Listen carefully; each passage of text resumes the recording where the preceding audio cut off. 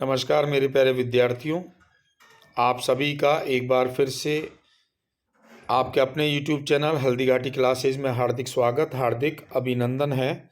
और जैसा कि आप स्क्रीन पर देख पा रहे हैं, आज हमारी कंप्यूटर की क्लास 3 है, जिसके अंतर्गत हम पढ़ेंगे किसके बारे में, इनपुट डिवाइस के बारे में। इनपुट डिवाइस क्या होती हैं, इनपुट डिवाइस के अंतर्गत कौन कौन सी डिवाइस आती हैं जिनसे प्रश्न बन सकते हैं या परीक्षाओं में पूछे गए हैं।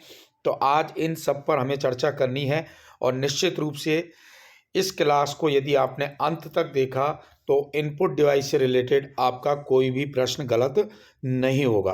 तो आइए दोस्तों स्टार्ट करते हैं आज की ये क्लास। तो देखिए, सबसे पहले इनपुट डिवाइस क्या होती है उसके बारे में हम जानकारी लेते हैं। तो जैसा कि आप स्क्रीन पर देख पा रहे हो, कंप्यूटर में स्टोरेज यानी कोई भी चीज़ हम कंप्यूटर में संग्रह करना चाहते हैं अथवा प्रोसेसिंग के लिए कंप्यूटर की प्रोसेसिंग यानी कि कंप्यूटर की प्रक्रिया कार्य करने के लिए डेटा यानी कच्चे तथ्य, इंफॉर्मेशन यानी सूचना और इंस्ट्रक्शन यानी कि निर्देशों को हम कुछ विशेष डिवाइस के माध्यम से क्या करते हैं, एंटर करते हैं। यानी कुछ डिवाइस या कुछ इकाइयाँ ऐसी होती है जिनके माध्यम से हम अपनी सूचना को, कच्चे तथ्य को या निर्देशों को कंप्यूटर में प्रवेश करवाते हैं। उन्हें हम कहते हैं इनपुट डिवाइस। उन्हें क्या कहा जाता है दोस्तों, इनपुट डिवाइस। आगे है कि हम जानते हैं कंप्यूटर मानव की भाषा को नहीं जानता है, यानी कि हमारी जो भाषा है उसको कंप्यूटर नहीं जानता है, वो मशीनी भाषा को समझता है। और वो मशीनी भाषा अथवा बाइनरी कोड जो होते हैं उनको इलेक्ट्रिकल सिग्नल में बदला जाता है कंप्यूटर द्वारा। उसके माध्यम से ही वो हमारे दिशा निर्देशों को या हमारे आदेशों को समझ पाता है। तो कंप्यूटर को जो भी हम दिशा निर्देश दे रहे हैं, जो भी हम कह सकते हैं टाइप कर रहे हैं, जो भी कमांड दे रहे हैं, उसको वो पहले मानवीय भाषा से किस में बदलेगा, मशीनी भाषा में। तो मानवीय भाषा को मशीनी भाषा में बदलने के लिए जो भाषा या पैटर्न में परिवर्तन किया जाता है वो इनपुट डिवाइस द्वारा किया जाता है।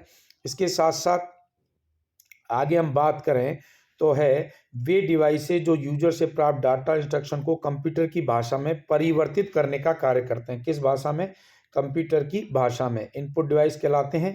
तथा इनपुट डिवाइस द्वारा भाषा रूपांतरण, ध्यान दे लीजिए, बहुत अच्छा प्रश्न बनता है यहीं से कि इनपुट डिवाइस जो होती हैं वो मानवीय भाषा को जो मशीनी भाषा में बदलते हैं। इस प्रक्रिया को या इस प्रोसेसिंग को क्या कहते हैं, डिजिटाइजेशन।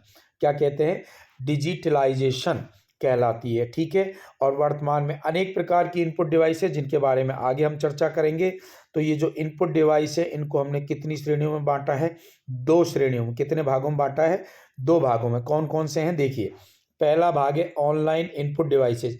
पहला जो डिवाइसेज होती हैं वो कौन सी होती है, ऑनलाइन। ऑनलाइन का क्या है, वे उपकरण हैं जो कंप्यूटर से सीधे संपर्क में रहते हैं। ऑनलाइन इनपुट डिवाइस कौन सी कहलाएगी, जो डायरेक्ट कंप्यूटर से कनेक्ट होती हैं, जैसे कि कीबोर्ड है, माउस है।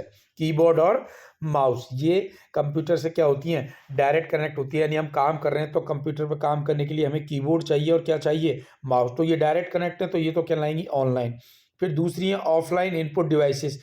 वे उपकरण हैं जो कंप्यूटर से सीधे संपर्क में नहीं रहते तथा स्वयं अपने कंट्रोल में कार्य करते हैं। जैसे for example joystick, light pen, line नहीं है, लाइट पेन है, आदि ऑफलाइन इनपुट डिवाइस के उदाहरण हैं। तो इन पर हम विस्तृत चर्चा करते हैं। देखिए, सबसे पहली जो इनपुट डिवाइस है वो आपको दिखाई दे रही है कीबोर्ड। क्या दिखाई दे रही है, कीबोर्ड।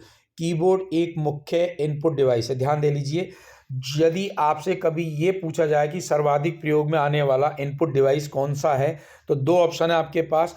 एक तो है हमारा कीबोर्ड और एक है माउस। ये 2 सबसे ज़्यादा काम में आने वाली इनपुट डिवाइस हैं।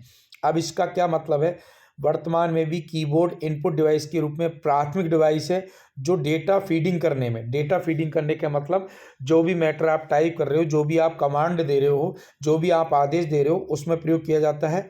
एक स्टैंडर्ड कीबोर्ड टाइपराइटर। टाइपराइटर मूलतः केवल टाइप करने के काम में आता है, उससे मिलता जुलता है, लेकिन टाइपराइटर की तुलना में इसमें अतिरिक्त क्या होती है, कीज होती हैं। कीज मतलब अतिरिक्त बटन होते हैं बजाय टाइपराइटर के। इसके द्वारा कंप्यूटर की सभी आवश्यक कमांड दिए जाते हैं। यानी आप कंप्यूटर में जो भी कमांड या जो भी निर्देश, या कंप्यूटर को कह सकते हैं जो भी आप कार्य करवाना चाहते हो वो किससे करवा सकते हो, कीबोर्ड से। किससे, कीबोर्ड से। और देखिए अब इसके बारे में और चर्चा करें कीबोर्ड की। हालांकि पूरी एक क्लास ऑलरेडी डली हुई है, पिछली जो क्लास है उसमें पूरा कीबोर्ड के बारे में बताया, उसमें आप अच्छे से पढ़ सकते हैं। और बाकी क्वेश्चन जो बनते हैं, देखो एक स्टैंडर्ड कीबोर्ड जो होता है उसमें कितनी 104 की होती हैं, याद रख लेना। क्वेश्चन यदि पूछा जाए कि सामान्यतः कीबोर्ड में कितनी की होंगी, तो आंसर होगा आपका 104। और कीबोर्ड का जो आविष्कार किया वो किया क्रिस्टोफर लॉथम ने। कब किया था, 1868 में। कब किया, क्रिस्टोफर लॉथम ने 1868 में। और कीबोर्ड एक प्राथमिक इनपुट डिवाइस है, या कीबोर्ड को स्टैंडर्ड इनपुट डिवाइस भी कहा जाता है। अब कीबोर्ड को हम किससे जोड़ते हैं, सीपीयू। सीपीयू जिसे कंप्यूटर का मस्तिष्क या कंप्यूटर का दिमाग कहा जाता है, उसे हम किसके माध्यम से जोड़ते हैं, PS2। PS2 यानी प्लग स्टेशन टू पोर्ट के द्वारा। पोर्ट से मैं कह सकता हूं कि एक ऐसा माध्यम जिससे हम दो डिवाइस को कनेक्ट करते हैं। तो इस प्रकार का जो पोर्ट होता है, जो आपको डायग्राम में दिखाई दे रहा है, आप यहाँ देख सकते हैं, यहाँ एक सिंबल बना हुआ है कीबोर्ड का, और यहाँ एक सिंबल बना हुआ है किसका, माउस का। तो इस प्रकार का जो पोर्ट होता है दोस्तों, वो कहलाता है PS2 पोर्ट। कौन सा पोर्ट कहलाता है, PS2, जिसकी फुल फॉर्म है plug station two port.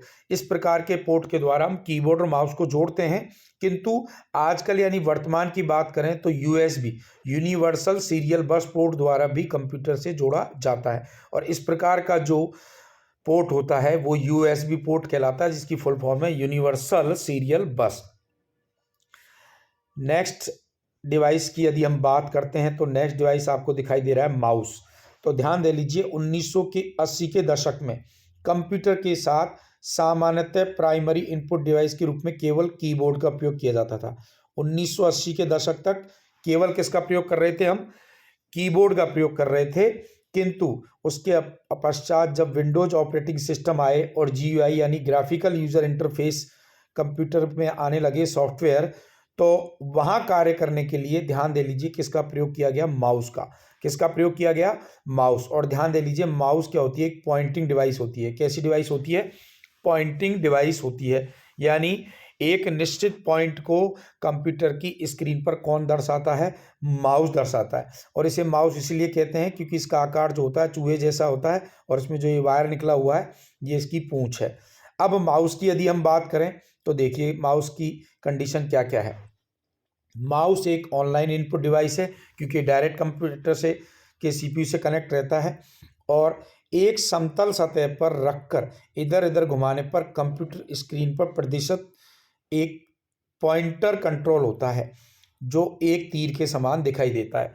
Mouse का प्रदर्शन जो होता है स्क्रीन पर एक तीर के रूप में दिखाई देता है, और जो तीर के रूप में दिखाई देता है उसे हम बोलते हैं क्या, कर्सर। क्या बोलते हैं, कर्सर। एक समतल स्थान पर रखकर आप जब माउस को रोटेट करोगे, इधर उधर घुमाओगे, तो आपको तीर अलग अलग जगह पर हिलता हुआ दिखाई देगा। साथ ही साथ आप देखिए कि माउस जो होता है उसकी अलग अलग चित्रों के माध्यम से आपको स्क्रीन पर दिख सकता है। इस तरीके से आप देख सकते हैं, कई प्रकार दिखाए गए हैं। थोड़ा मैं बड़ा कर देता हूं जिससे आपको आसानी रहे इसको समझने में। इस प्रकार से देखिए, इस प्रकार के जो एरो के निशान दिखते हैं ये किसको दर्शाते हैं, माउस के कर्सर को। इसके अलावा हमारा जो पाम यानी हथेली होती है उस रूप में भी आपको कर्सर दिख सकता है, इस रूप में भी कर्सर दिख सकता है। यानी कुल मिलाकर ये एक निश्चित पॉइंट को आपको दर्शाएगा। अब माउस की यदि बात करें तो माउस का आविष्कार किया सन 1964 में स्टैनफोर्ड लेबोरेटरी के वैज्ञानिक डगलस C एंजलबर्ट ने। किसने किया, डगलस C एंजलबर्ट ने। और माउस एक तार द्वारा CPU से जुड़ा रहता है। माउस के आरंभिक मॉडलों में एक रबड़ बॉल लगी होती थी। क्या लगी होती थी, रबड़ बॉल। तथा ऊपर की ओर कितने बटन होते थे, 3 बटन होते थे। पहले इसका नाम क्या रखा गया, पॉइंटिंग डिवाइस। पहले इसका नाम क्या रखा गया था, पॉइंटिंग डिवाइस, क्योंकि ये एक पॉइंट को शो करती थी। आजकल की यदि हम बात करें तो आजकल माउस के कितने प्रकार पाए जाते हैं, 3। पहला है मैकेनिकल, दूसरा ऑप्टिकल माउस, और तीसरा कॉर्डलेस माउस या वायरलेस माउस। तो ध्यान रख लेना, यदि ये क्वेश्चन पुटअप होता है कि माउस के प्रकार कितने होते हैं, तो ध्यान रख लेना माउस 3 प्रकार के हैं, मैकेनिकल, ऑप्टिकल और कॉर्डलेस या वायरलेस। अब इनकी हम चर्चा करते हैं कि कौन सा माउस कैसा होता है। तो सबसे पहले हम देख रहे हैं स्क्रीन पर मैकेनिकल माउस। ये इस प्रारंभिक चरण में आए। मैकेनिकल माउस में क्या लगी होती थी, एक रबड़ बॉल। जैसा कि आप देख रहे हो कि आकार तो माउस का इस तरीके का है, इसका निचला सिरा ये वाला जो हिस्सा है गोल, इसमें इस तरीके से क्या लगी रहती थी, ये एक बॉल लगी रहती थी, जिसका कुछ भाग तो माउस के अंदर होता था, कुछ भाग नीचे जमीन से या एक समतल सतह से क्या होता था, टच होता था। देख लीजिए, माउस की बाहरी बॉडी के नीचे निकला होता था। जब माउस को समतल सतह पर रखकर घुमाते हैं तो रबड़ बॉल माउस की बॉडी के भीतर घूमता है, और माउस के भीतर रबड़ बॉल के घूमने से भीतर लगे सेंसर कंप्यूटर को संकेत भेजते हैं, जिसमें बॉल के घूर्णन की गति, दिशा, दूरी सम्मिलित होती है। इस डाटा के आधार पर कंप्यूटर स्क्रीन पर पॉइंटर की स्थिति निर्धारित करता है। यानी ये जो बॉल जैसे जैसे घूमती है वैसे ही आपको अलग अलग स्थान पे इस तरीके से कर्सर हिलता हुआ दिखाई देगा। तो ये किसकी विशेषता थी दोस्तों, मैकेनिकल माउस, और ये प्रारंभिक चरण में आए थे। आगे यदि हम बात करें तो दूसरे जो माउस हैं वो हैं ऑप्टिकल माउस। दूसरे माउस कौन से हैं, ऑप्टिकल माउस। उसका निचला सिरा आपको इस चित्र में दिखाई दे रहा है, और यहाँ आप देखिए रेड कलर की, लाल कलर की आपको एक बत्ती जलती हुई दिखाई दे रही है। ऑप्टिकल माउस जो है वर्तमान में प्रचलित एक नए प्रकार का नॉन मैकेनिकल माउस है। इसमें प्रकाश का एक पुंज यानी बीम इसकी निचली सतह से उत्सर्जित होता है। ऑप्टिकल का मतलब यही है कि इसमें से क्या प्रकाश की किरणें निकलती हैं, और ये प्रकाश की किरणें सेंसर के माध्यम से जो हमारी स्क्रीन है उसको दर्शाती है कि उस स्क्रीन पर आपका जो माउस है वो कहाँ शो हो रहा है, ये चीज़ वो दिखाती है। और तीसरे यदि प्रकार की बात करें तो वो है दोस्तों कॉर्डलेस माउस या वायरलेस माउस। कॉर्डलेस माउस बिल्कुल हमारे नॉर्मल ऑप्टिकल माउस जैसा ही होता है, लेकिन ये किस पर कार्य करता है, रेडियो फ्रीक्वेंसी पर। किस पर, रेडियो फ्रीक्वेंसी पर। आप ध्यान दे लीजिए, इसको जब हम कंप्यूटर से कनेक्ट करते हैं तो कंप्यूटर से कनेक्ट करने के लिए हमें इसमें क्या क्या करना होता है वो ध्यान दीजिए। तो देखिए, आपको ये माउस तो दिखाई दे रहा है, इसमें साथ ही साथ आपको ये एक डिवाइस और दिख रही है। तो तार रहित माउस यानी वायरलेस माउस जो होता है वो दो चीज़ों से जोड़ता है, एक तो होता है ट्रांसमीटर और दूसरा होता है रिसीवर। तो ट्रांसमीटर तो हमारे माउस के अंदर लगा रहता है, और ये होता है रिसीवर जिसे हमें सीपीयू में कनेक्ट करना पड़ता है। इसके माध्यम से ही कंप्यूटर पर माउस क्या करता है, कार्य करता है। ध्यान दीजिए, देखिए ट्रांसमीटर माउस में लगा होता है जो इलेक्ट्रोमैग्नेटिक सिग्नल, ध्यान रख लीजिए, इलेक्ट्रोमैग्नेटिक सिग्नल के रूप में माउस की गति और इसके क्लिक किए जाने की क्या भेजता है, सूचना। और रिसीवर जो भी मैंने आपको चित्र में दिखाया था कंप्यूटर से जुड़ा होता है तथा ट्रांसमीटर द्वारा भेजे गए सिग्नल को प्राप्त करता है और उन्हें डिकोड करता है। डिकोड करने का मतलब यहाँ वही है जो मैंने आपको समझाया था कि मानवीय भाषाओं को बदला जाता है किसमें, मशीनी भाषा में। और आजकल के जो कंप्यूटर हैं उनमें रिसीवर इनबिल्ट यानी उनमें ऑलरेडी लगा हुआ आता है। तो ये तीन प्रकार हैं किसके, माउस के। और ध्यान रख लीजिए, माउस में तीन बटन होते हैं। एक बटन होता है दायां button.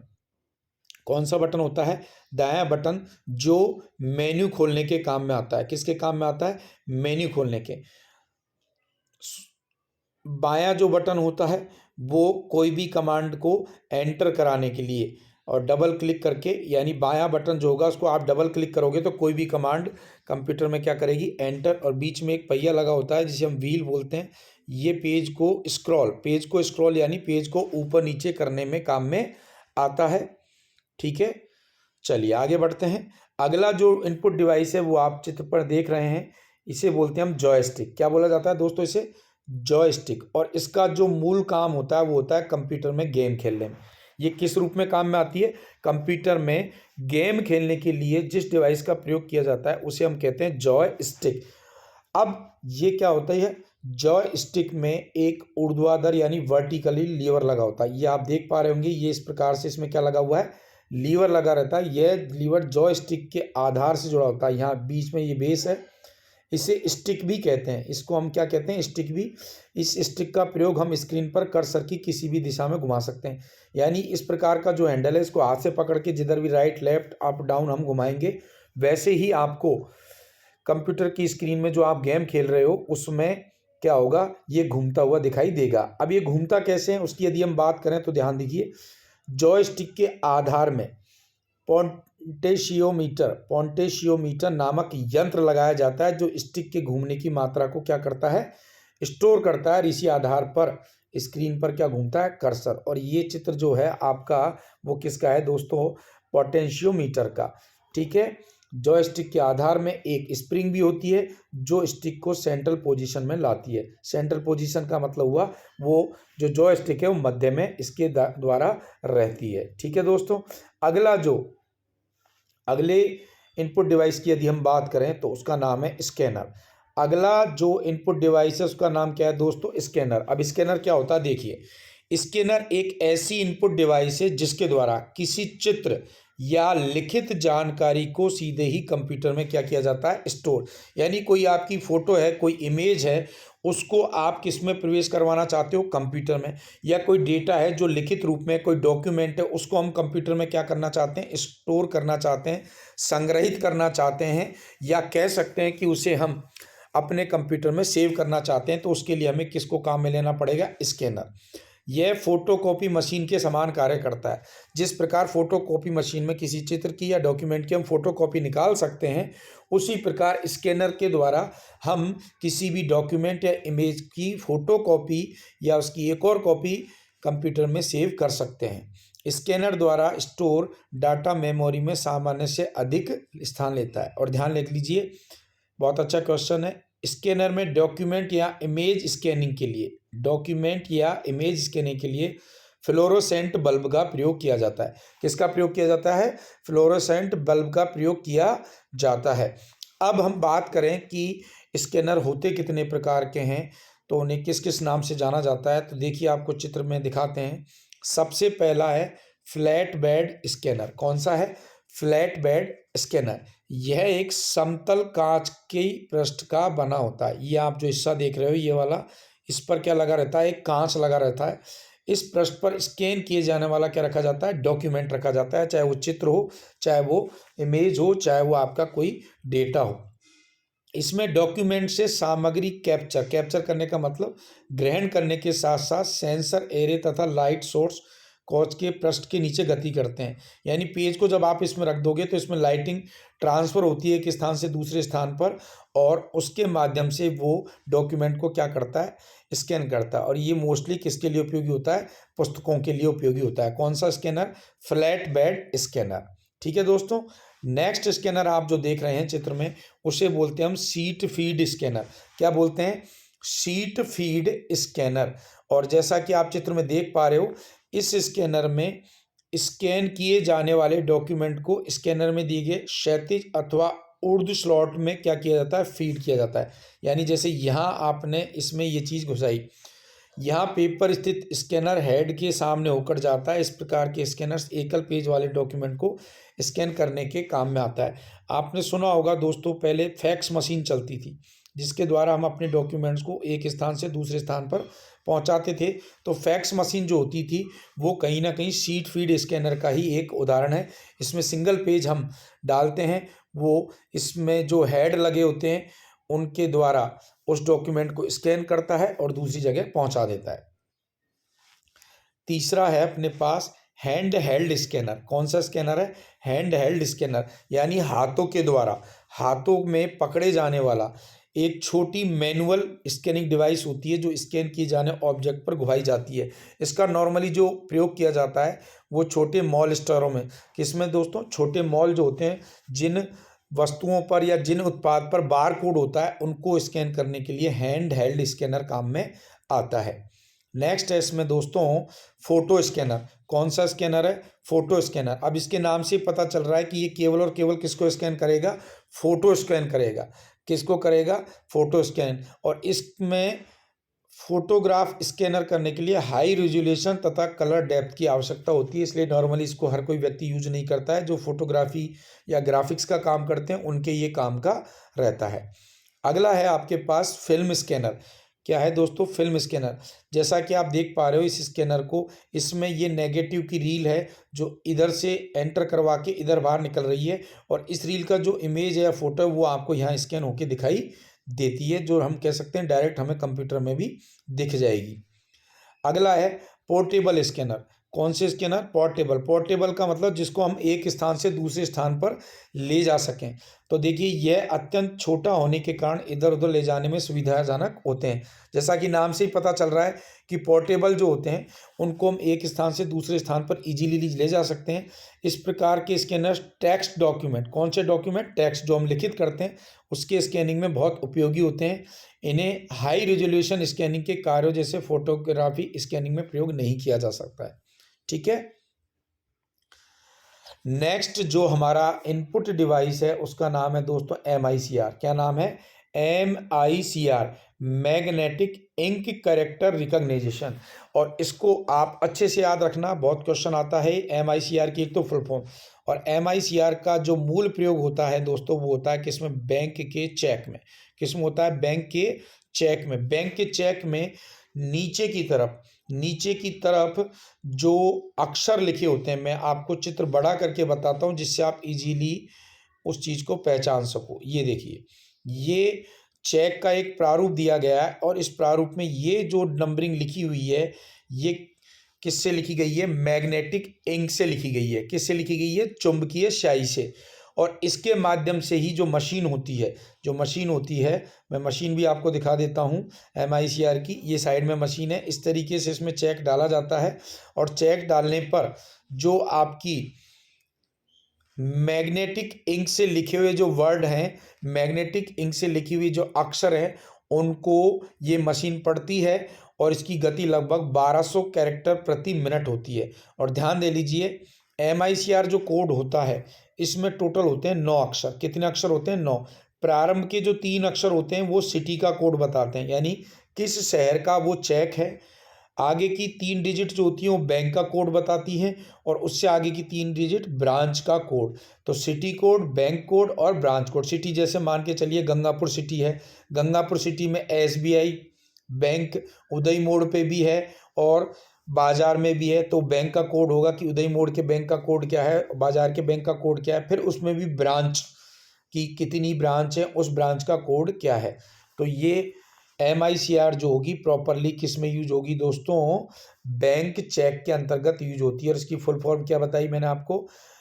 Magnetic ink character recognition. ठीक है, ध्यान रखना। नेक्स्ट हमारी जो इनपुट डिवाइस है वो है optical mark reader, OMR sheet. आप प्रतियोगी परीक्षाओं के अंतर्गत गोले भरने का जो कार्य करते हो वो कौन सी शीट पर किया जाता है? OMR शीट पर किया जाता है।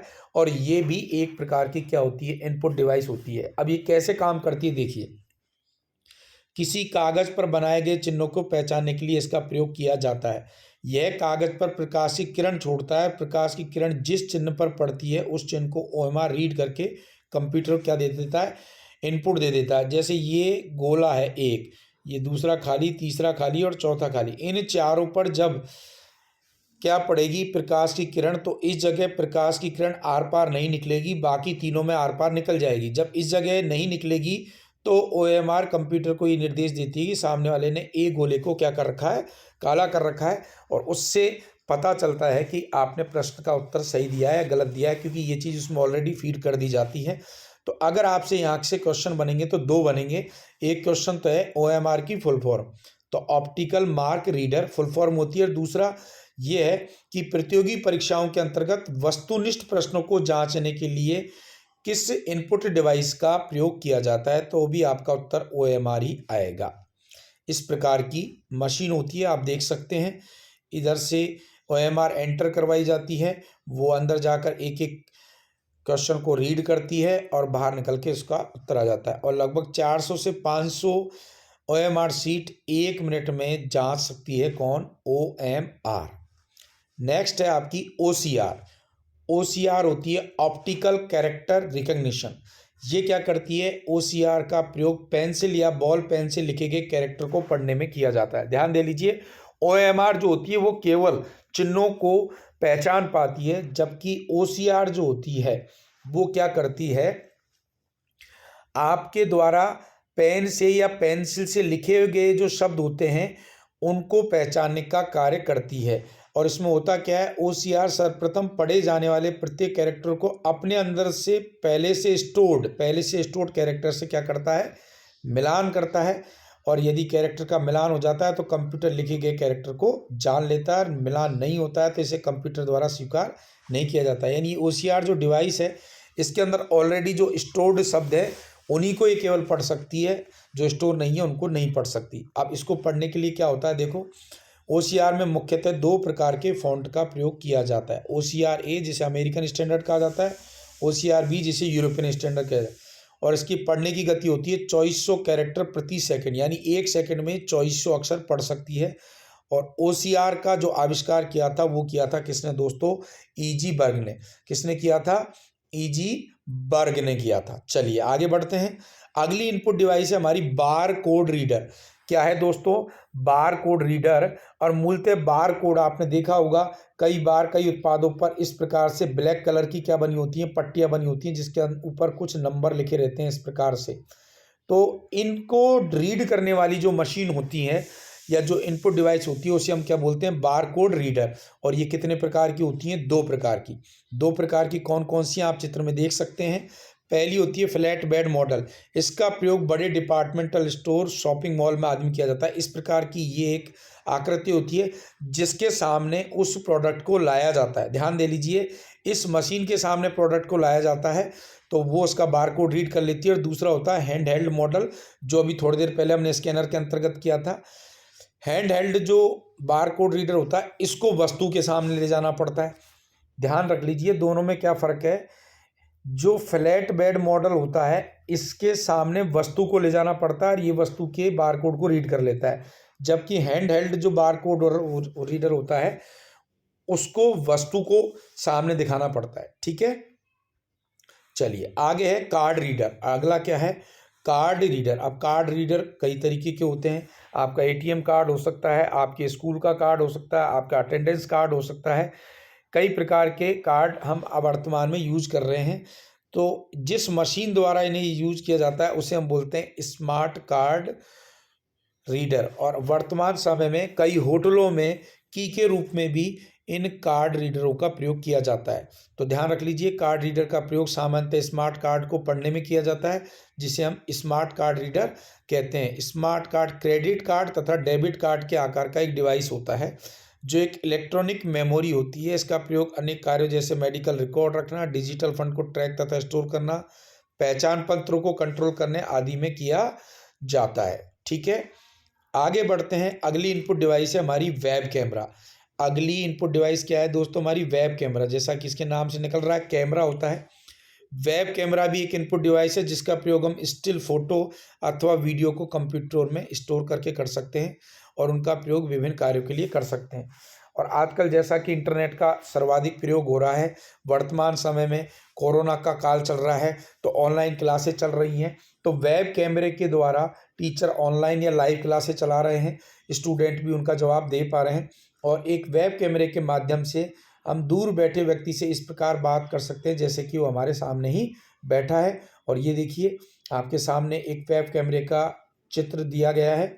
ये किसके द्वारा, USB पोर्ट के द्वारा कंप्यूटर से क्या हो जाता है, कनेक्ट हो जाता है। नेक्स्ट है हमारा इनपुट डिवाइस दोस्तों माइक्रोफोन। नेक्स्ट इनपुट डिवाइस क्या है, माइक्रोफोन। माइक्रोफोन एक ऐसी डिवाइस है जो ध्वनि ऊर्जा को किसमें, इलेक्ट्रिकल ऊर्जा में परिवर्तित कर देती है। यानी हम कुछ भी बोल रहे हैं, जैसे अभी हम आपको क्लास में समझा रहे हैं तो हमने माइक्रोफोन यूज कर रखा है, तो हम बोल रहे हैं तो वो ध्वनि ऊर्जा है जिसको किस में परिवर्तित करता है, इलेक्ट्रिक ऊर्जा में परिवर्तित करता है। और उसके द्वारा क्या क्या किया जा सकता है, रेडियो ब्रॉडकास्टिंग, रिकॉर्डिंग और साउंड एम्पलीफाइटिंग सिस्टम में इसका प्रयोग किया जाता है। अगली इनपुट डिवाइस है लाइट पेन। कौन सी है दोस्तों, लाइट पेन। लाइट पेन एक पेन आकार की प्रकाश संवेदी डिवाइस होती है जो कंप्यूटर स्क्रीन पर सीधे टच करके प्रदर्शित सूचनाओं क्या कर सकती है, एक्सेस कर सकती है। यानी जैसे कि मैं अभी इस पे टच करके आपको ये चीज़ें बता रहा हूँ तो ये किसके द्वारा कर रहा हूँ, मैं लाइट पेन के माध्यम से कर रहा हूँ।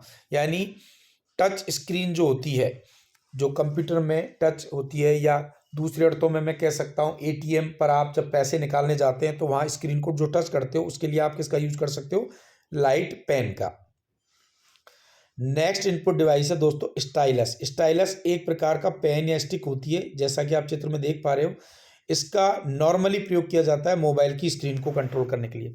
अब ध्यान रख लीजिए, कंप्यूटर की स्क्रीन को यदि हम कंट्रोल करना चाहते हैं तो उसके लिए हम प्रयोग करते हैं किसका, लाइट पेन का। कंप्यूटर की स्क्रीन या एटीएम को स्क्रीन को कंट्रोल करने के लिए लाइट पेन, जबकि मोबाइल की स्क्रीन को जो कंट्रोल करता है उसके लिए जिस पेन का हम प्रयोग करते हैं उसे हम बोलते हैं स्टाइलस। क्या बोलते हैं उसे दोस्तों, हम स्टाइलस बोलते हैं। तो ये इनपुट डिवाइस थी, इनके अंतर्गत आप विशेष रूप से किनका ध्यान रखोगे, एक तो कीबोर्ड का आपको विशेष रूप से ध्यान रखना है, माउस का आपको विशेष रूप से ध्यान रखना है। इनसे रिलेटेड सवाल ज़्यादा आते हैं और नॉर्मली इनके जो सवाल बनते हैं उनमें ये पूछा जाता है कि इनमें से कौन सी इनपुट डिवाइस है या इनपुट डिवाइस नहीं है। तो सभी इनपुट डिवाइस लगभग आपको इस क्लास में बता दी गई हैं और आशा करता हूँ कि निश्चित रूप से ये क्लास आपके लिए बहुत ही फ़ायदेमंद सिद्ध होगी।